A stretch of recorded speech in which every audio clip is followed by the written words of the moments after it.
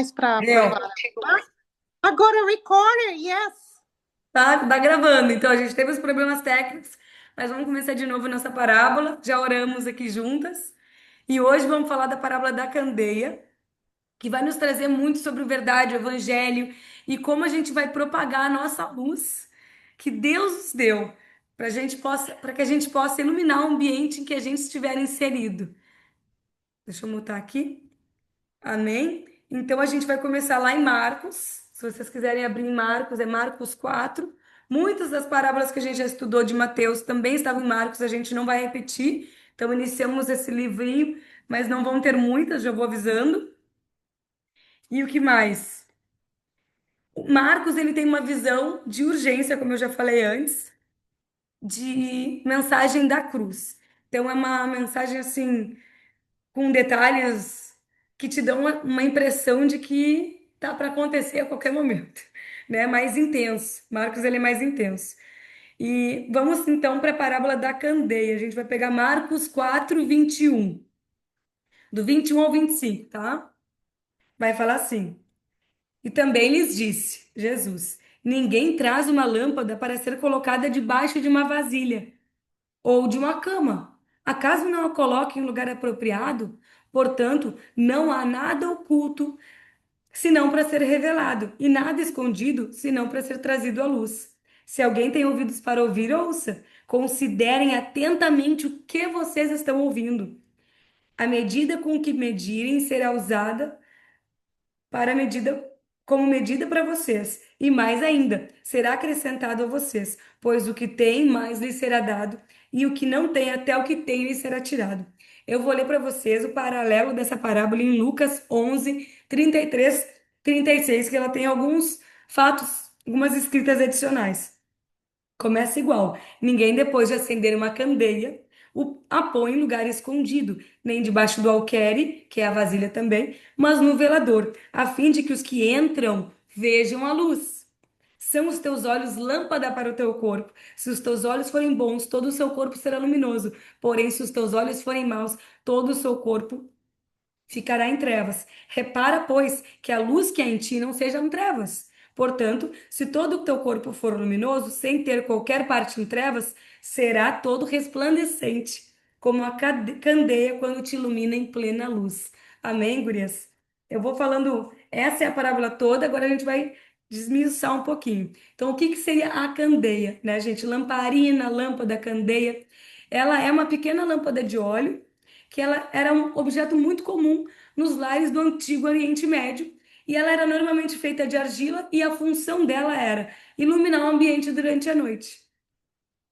Nas escrituras, esse conceito vai muito mais além de um uso doméstico. Ele tem uma simbologia que vai nos fazer refletir sobre a presença de Deus, sobre a direção e a sabedoria que vem dos céus. Então, em primeiro lugar, o que mais representa a candeia é a presença contínua de Deus. Então, a gente vê lá em Êxodo, né, que no tabernáculo o Senhor ordenou Moisés que as lâmpadas estivessem sempre acesas.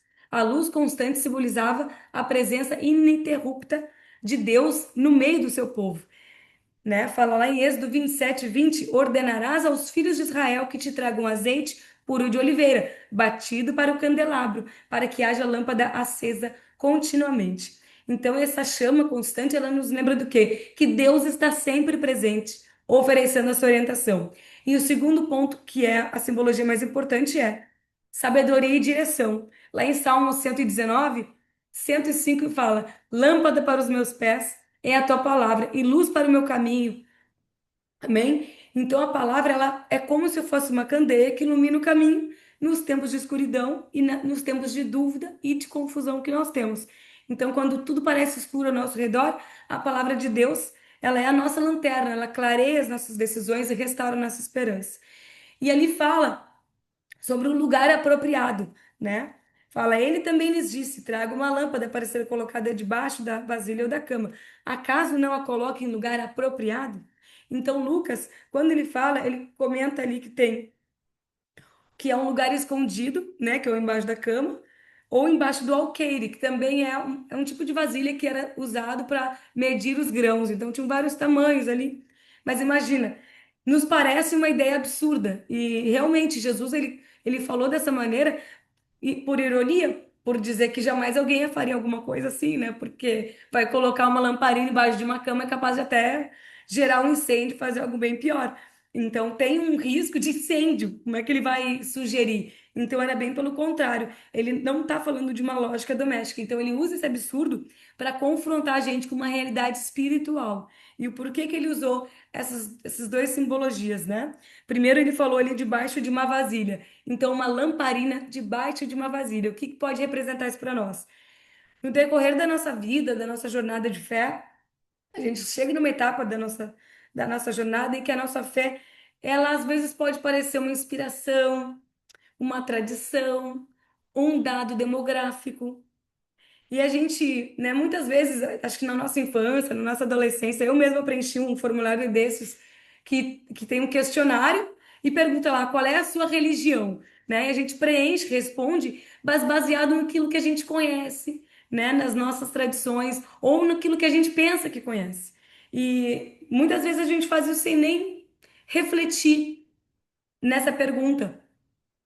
E não necessariamente é uma convicção, não era para mim, né? Um exemplo da minha vida. Então hoje eu percebo que naquela época eu tinha uma Bíblia guardada no armário, né? E no meu coração. E eu considerava a Bíblia importante, mas eu não usava como deveria. E a mesma referência da Bíblia, da palavra, também se refere à nossa fé. Então, aqui, quando a gente fala da luz, é o Evangelho. Então, como é que a gente faz para esconder o Evangelho? É a gente não tendo total discernimento daquilo que a gente crê. A gente não conhecer, a gente tem fé naquela palavra, a gente sabe que a Bíblia é a palavra de Deus, acredita na Bíblia, no Evangelho, mas nunca fez questão de se aprofundar. Tá lá guardadinho no armário que nem tava lá em casa. E colocar a candeia debaixo de uma vasilha é isso, né? Ter o evangelho guardado no potinho para os dias difíceis, né? Vamos orar salmos, né? Tô precisando, pega o Salmo 91. Tem gente que deixa lá a Bíblia aberta em Salmo 91. Ah, se precisar, eu vou saber onde buscar. Ou mostrar esse potinho em algumas ocasiões especiais, em eventos, nos domingos, né? Para que as pessoas ao nosso redor, a sociedade, nossos pais, os avós, eles saibam que a gente tem algo sagrado, ainda que guardado. Amém? Então a gente tem que ter cuidado de guardar esse evangelho dentro da vasilha, porque tá na mesa, tá à vista, mas ela não está sendo utilizada da maneira como teria que estar.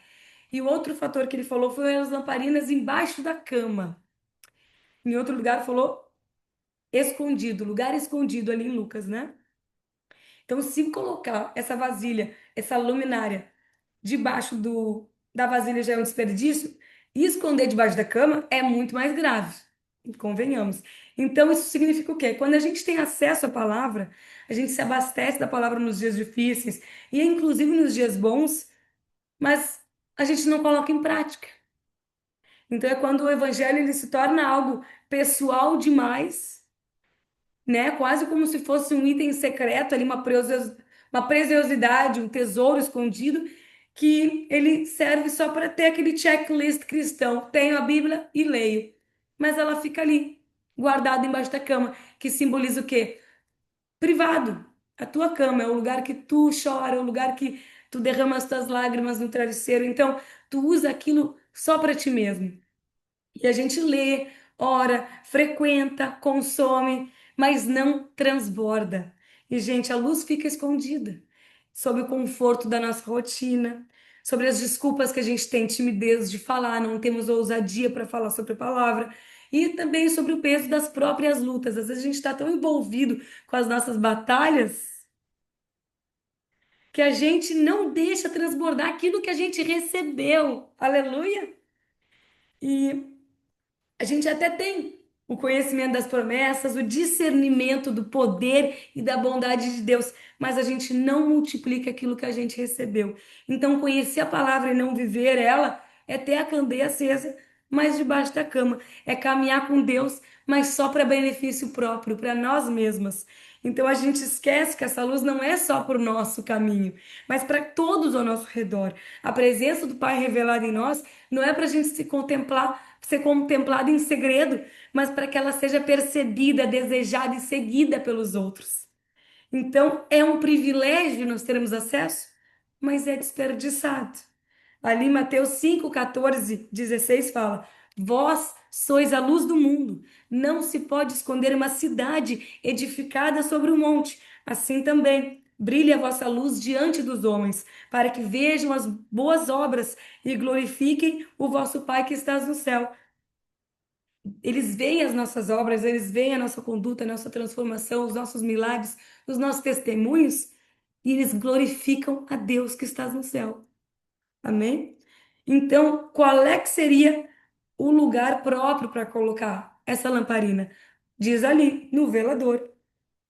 Então, colocar a candeia no lugar apropriado é deixar que a palavra guie os nossos passos, ilumine o nosso caminho, mas também que ela revele aquilo que está escondido, né? Cura o que está ferido em nós e direcione o que está perdido em nós, primeiramente, não só nos momentos de necessidade, mas em todos.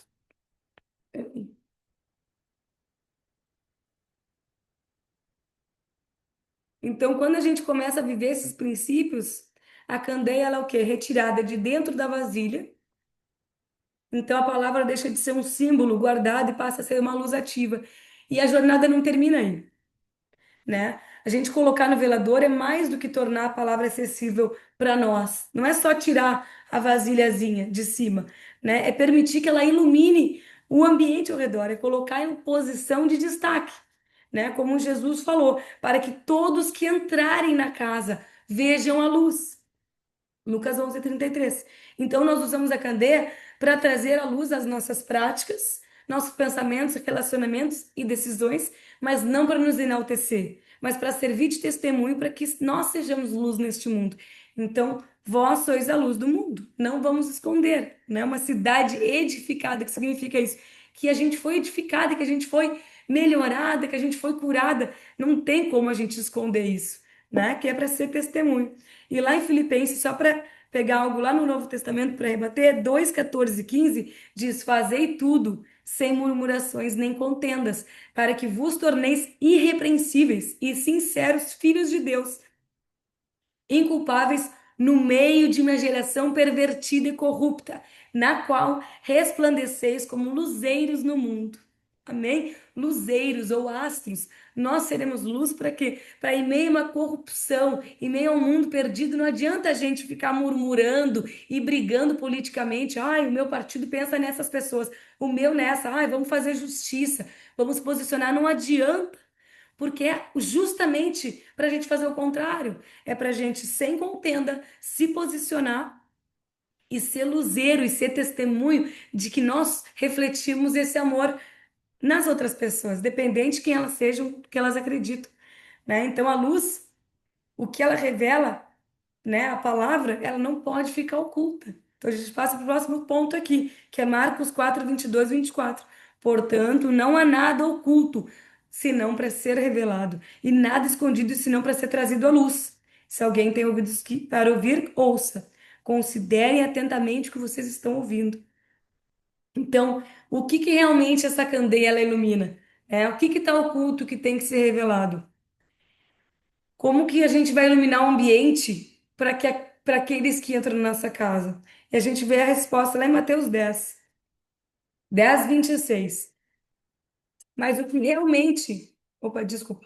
Portanto, não tenho medo de ninguém.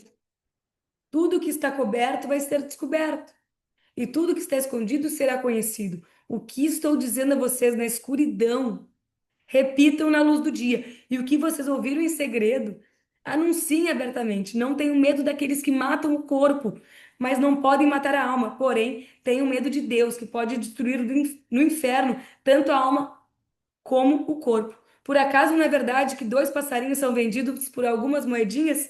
Porém, nenhum deles cai no chão se o pai de vocês não deixar que isso aconteça. Quanto a vocês, até os fios dos cabelos estão contados. Portanto, não tenham medo, vocês valem muito mais do que muitos passarinhos. Ele está falando aqui para os discípulos que haveriam perseguições, que as pessoas iriam perseguir eles por eles falarem a verdade, por eles pregarem o evangelho, mas que aquilo que ele revelava para eles teria que ser anunciado nos telhados, nas ruas. Porque aqui em Marcos nós estamos no capítulo 4, no início de Jesus ministrando. E as parábolas aqui elas eram limitadas mais para os íntimos, ou elas eram símbolos para que os fariseus e os líderes religiosos não compreendessem. Então, o que que ele está dizendo aqui? Que aquilo que tu recebe no teu secreto, ou aquilo que Deus te revela nos teus momentos de oração, de joelho, na tua cama, tem que ser revelado para os outros. É para ser passado adiante, porque Jesus queria que isso fosse revelado a partir do momento que ele ressuscitasse. Não ia ter limites para essa palavra ser propagada. Amém? E se a gente busca esse mesmo texto em Mateus, a gente encontra um paralelo muito mais rico. Jesus estava falando para os discípulos, né? Justamente o que eu já contei sobre as perseguições. E todo o engano, todo o falso ensino iria ser exposto, tá? E isso é até hoje. Então, muitas pessoas não sabem que estão no engano porque ninguém foi lá e disse: Olha, vai dar uma lidinha ali nas abominações do Senhor.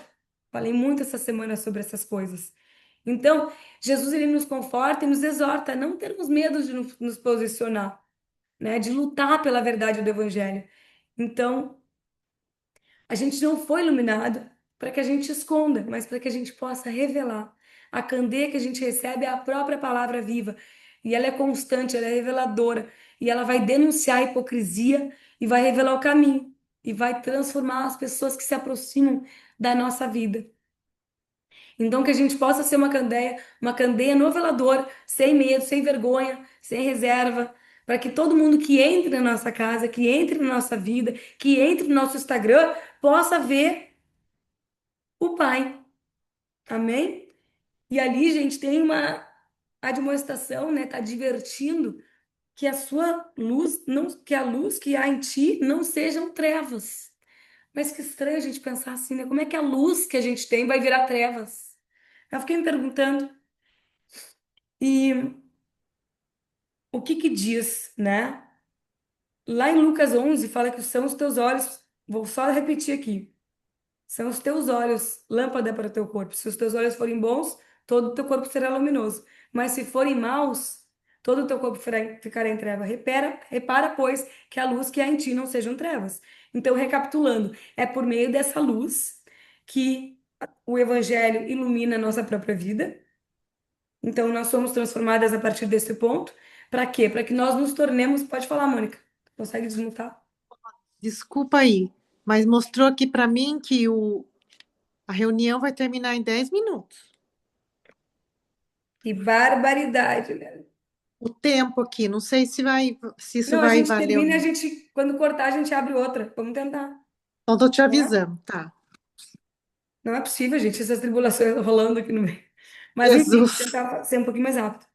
Então, a gente se torna instrumento, a candeiazinha é uma ferramenta, um instrumento, para quê? Para que isso possa iluminar o ambiente. Mas Jesus, ele não para por aí. Tem um porém, tem um alerta aqui, né? A gente tem que ter o cuidado de não acender a luz na cara das pessoas quando elas estão na escuridão, assim, de supetão, né? Não querer pegar ali, tacar a chama em tudo que é coisa. Tem que ter cautela, né? Tem que ter amor, né? A gente tem uma vontade de sair iluminando, mas a gente tem que agir com amor e temor, né? Porque é o Espírito Santo que guia a gente nisso. Em outras palavras, né? Às vezes a gente vai querer fazer isso por vaidade, por orgulho, por religiosidade, para mostrar para o outro que a gente sabe mais, que a gente estudou, que a gente é letrado. Então Jesus, ele ensina a maneira como a gente enxerga a circunstância ali, né? Que os olhos são a candeia do corpo, a maneira como a gente vê, como a gente interpreta a situação e as pessoas e as atitudes das pessoas vai revelar o quê? O que a gente tem no nosso corpo, no nosso coração. Vai refletir e vai ter uma consequência boa para o bem ou para o mal no nosso corpo, na nossa saúde mental e física. Então, se a gente julgar as pessoas, chegar com a nossa luzinha, botar assim, vamos ver o que que tem de ruim aqui, ó, os podridão, e, né, e julgar os outros com soberba, superioridade, né, sem misericórdia, né? Se a gente, ao invés de pacificar uma situação, a gente incita a contenda, se nossos olhos forem maus e nossa perspectiva for distorcida, desculpa, o nosso corpo inteiro pode ser tomado por trevas. Então, a nossa luz vai virar treva.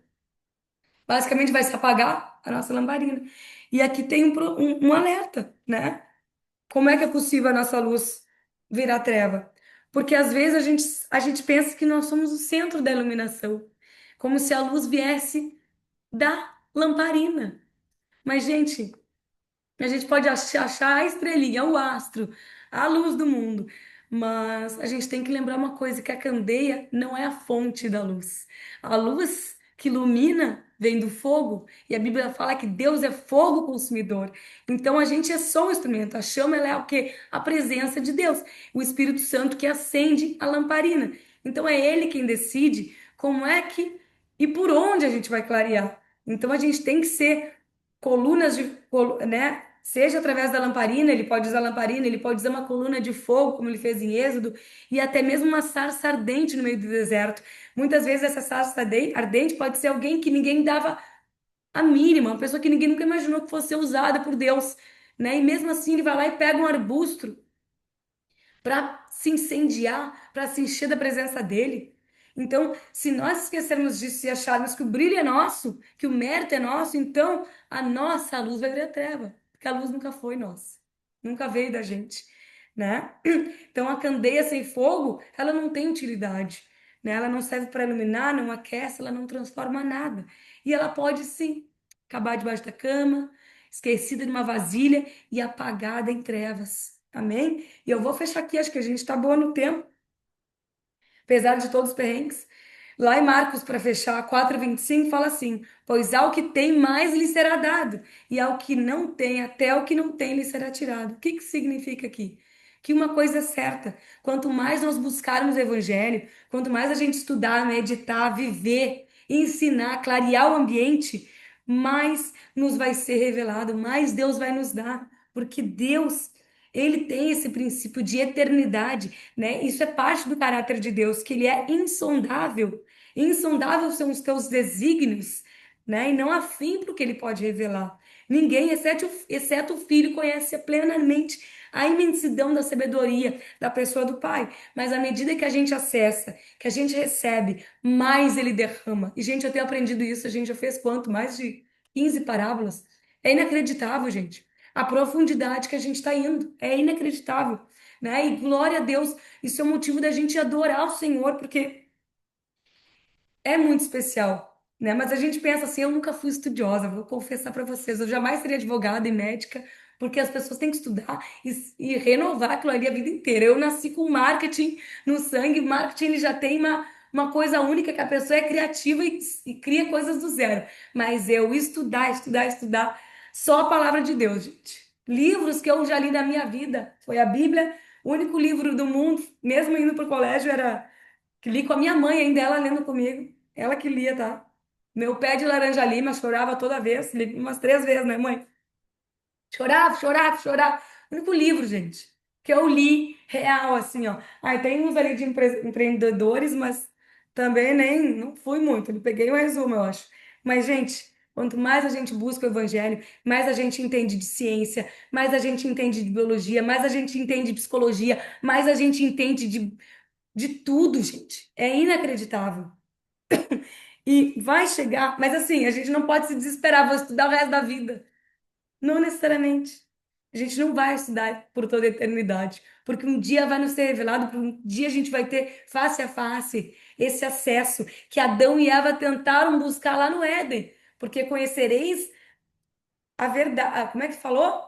Que essa árvore da a verdade é conhecereis a verdade, né, mãe? Não, eles queriam a Conhecereis a árvore verdade, e do o mal bem e do vos mal. libertará. Do conhecimento do bem e do mal. A hora que eles comessem do fruto, eles entenderiam, eles iam entender tudo que Deus entende, eles seriam como Deus. Mas nós estaremos com Deus, com a árvore lá, né? A árvore da vida. Então a gente vai estar face a face, a gente vai ter compreensão assim como ele, com o que ele quiser nos dar. E lá em Apocalipse, que eu gosto sempre de puxar o Apocalipse para as nossas parábolas, vai nos falar que a gente não vai mais precisar brilhar como uma candeia, né? Porque na eternidade ele vai ser a nossa luz. Não vai precisar de sol, não vai precisar de lâmpada, porque ele vai ser a nossa luz, vai brilhar. Amém? Então eu vou ler para vocês para a gente fechar Apocalipse 21, 9 a 11. Então veio um dos 7 anjos que tem as 7 taças cheias dos últimos 7 flagelos e falou comigo, dizendo: Vem, mostrar-te-ei a noiva, a esposa do cordeiro. E me transportou em espírito até uma grande e elevada montanha, e me mostrou a cidade santa de Jerusalém, que descia do céu, da parte de Deus, a qual tem a glória de Deus. O seu fulgor era semelhante a uma pedra preciosíssima, como pedra de jaspe cristalina. Ali fala de todas as pedras das escadarias. Eu não peguei isso aqui, mas vou dar continuidade para focar no que a gente está estudando. Nela não vi santuário. Se lembra do tabernáculo lá em Moisés? Que o véu se rasgou. Agora o tabernáculo está com Deus nos céus. Não vi santuário, porque o seu santuário é o Senhor, o Deus Todo-Poderoso e o Cordeiro. A cidade não precisa de sol nem de lua para lhe dar em claridade, pois a glória de Deus a iluminou e o Cordeiro é a sua lâmpada. Amém? As nações andarão mediante a sua luz e os reis da terra lhes trazem a sua glória. Então, hoje, nós somos chamados a sermos luz no mundo.